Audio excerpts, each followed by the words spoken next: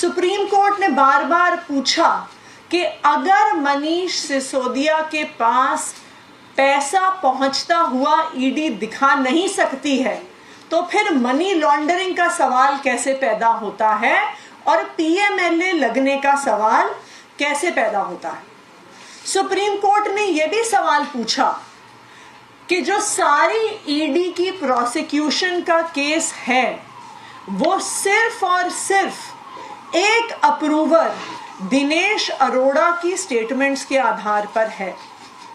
In fact जब hearing चल रही थी तो सुप्रीम कोर्ट में यही कहा गया कि अप्रूवर तो अपनी जान बचाने के लिए कुछ भी कह सकता है, उसकी स्टेटमेंट पर सकता है। जो तीसरी चीज सुप्रीम कोर्ट ने उठाई, उन्होंने स्पष्ट बार बार ऑब्जर्व किया कि पॉलिसी मेकिंग कोर्ट के परव्यू में नहीं आती है। पॉलिसी मेकिंग में अगर लॉबिंग हुई भी तो लॉबिंग इलीगल नहीं है, कि पॉलिसी मेकिंग कोर्ट के परव्यू में नहीं आती है। पॉलिसी मेकिंग में अगर लॉबिंग हुई भी तो लॉबिंग इलीगल नहीं है जब तक क्विड प्रो क्वो इस्टेब्लिश नहीं होता कि पैसे एक व्यक्ति से दूसरे व्यक्ति के हाथ में गए और जिस व्यक्ति के हाथ में गए उसने उस ब्लैक के पैसे को व्हाइट करने की कोशिश की, यानी मनी की लॉन्ड्रिंग की कोशिश की, तब तक पीएमएलए लागू नहीं होगा, तब तक कोई गुनाह नहीं होगा।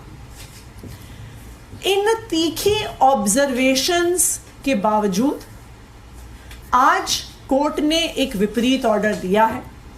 जो सारे मुद्दे कोर्ट ने बार बार खुद उठाए, आज ऑर्डर में सुप्रीम कोर्ट ने बेल मनीष सिसोदिया जी को नहीं दी है। इसलिए अब हम जो ऑर्डर सुप्रीम कोर्ट ने दिया है वो शायद अभी थोड़ी ही देर पहले अपलोड हुआ है सुप्रीम कोर्ट की वेबसाइट पे, उस ऑर्डर आधार पर हमारे नेक्स्ट स्टेप्स को डिसाइड किया जाएगा। सुप्रीम कोर्ट का हम सम्मान करते हैं, लेकिन उस सम्मान को करते हुए भी हम बहुत सम्मान पूर्वक ये हम आज जो सुप्रीम कोर्ट ने निर्णय दिया है उस निर्णय से असहमत हैं और उस निर्णय को लेकर आगे क्या क्या कानूनी कार्रवाई हो बिल्कुल चाहते हैं कि हम आज जो सुप्रीम कोर्ट ने निर्णय दिया है उस निर्णय से असहमत हैं और उस निर्णय को लेकर आगे क्या क्या कानूनी कार्रवाई हो सकती है उसको बिल्कुल एक्सप्लोर करेंगे। आम आदमी पार्टी एक ईमानदार पार्टी है। अरविंद केजरीवाल और मनीष सिसोदिया के नेतृत्व में जो दिल्ली सरकार चली है और आज भी चल रही है, आज तक 1 रुपए के भ्रष्टाचार में भी कोई भी आम आदमी पार्टी का नेता शामिल नहीं हुआ है। आम आदमी पार्टी ईमानदार थी, ईमानदार है और ईमानदार रहेगी। और मुझे आज भी इस बात पे पूरा भरोसा है कि आम आदमी पार्टी पे कितने केसेस होते रहें, लेकिन आखिरकार एक भी पैसे के भ्रष्टाचार का सबूत सामने नहीं आएगा, क्योंकि ना आम आदमी पार्टी ने कभी भ्रष्टाचार किया है, ना कभी भ्रष्टाचार करेगी। धन्यवाद। तो दिल्ली सरकार में मंत्री आतिशी को आप सुन रहे थे। दिल्ली की आम आदमी पार्टी की सरकार बिल्कुल भी भ्रष्टाचार में शामिल नहीं है, हर तरह के आरोप गलत है। और पीएमएलए के तहत मामला कैसे बनता है, ये सवाल पूछा गया था, यानी कि सिसोदिया पर तो मनी लॉन्ड्रिंग का केस बनता ही नहीं है। मनीष सिसोदिया पर वो ये साफ तौर पर कहती हुई नजर आई।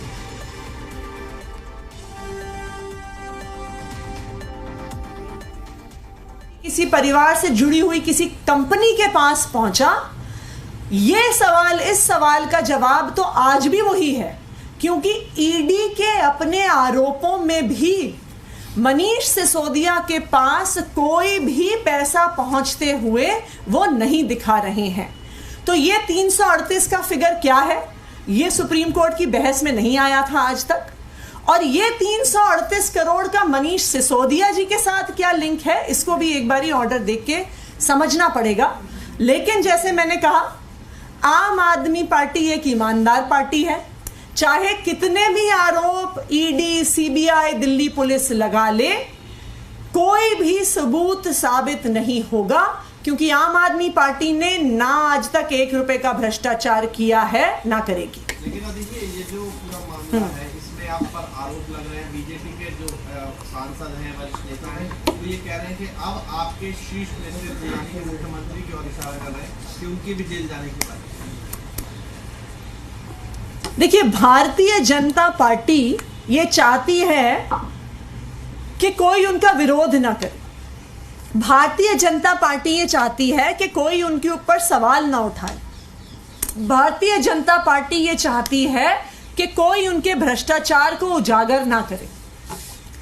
भारतीय जनता पार्टी ये चाहती है कि वो पिछले दरवाजों से चुनाव जीते, क्योंकि वो ईडी और सीबीआई का प्रयोग करते हुए अपने सभी विपक्षियों को खत्म कर दे। आज अगर आप देखिए, चाहे आम आदमी पार्टी हो, चाहे टीएमसी हो, चाहे कांग्रेस हो, चाहे डीएमके हो, जो कोई भी पार्टी भारतीय जनता पार्टी के विरोध में खड़ी है, उनके खिलाफ पूरे सरकारी तंत्र का ऊपर से नीचे तक प्रयोग किया जा रहा है। ये पूरा देश देख रहा है कि किस तरह से एजेंसीज का इस्तेमाल करके सभी विपक्ष की पार्टियों पे हमला करने की कोशिश की जा रही है। और अगर भारतीय जनता पार्टी के नेता ये आरोप लगा रहे हैं, ये ऐसी ही बात मीनाक्षी लेखी जी ने संसद में कही थी।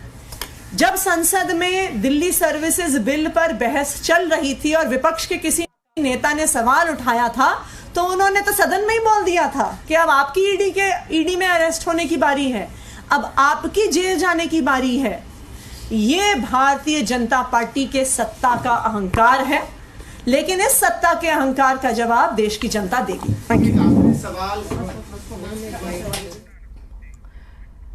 तो आतिशी को आप सुन रहे थे। साफ तौर पर एक मूल प्रश्न ये कि मनी लॉन्ड्रिंग का तो कोई मामला ही नहीं बनता है। पीएमएलए के तहत कैसे आरोप लगाए गए, एक पैसे का लेन देन नहीं हुआ है और कुल मिलाकर पॉलिटिक्स हो रही है।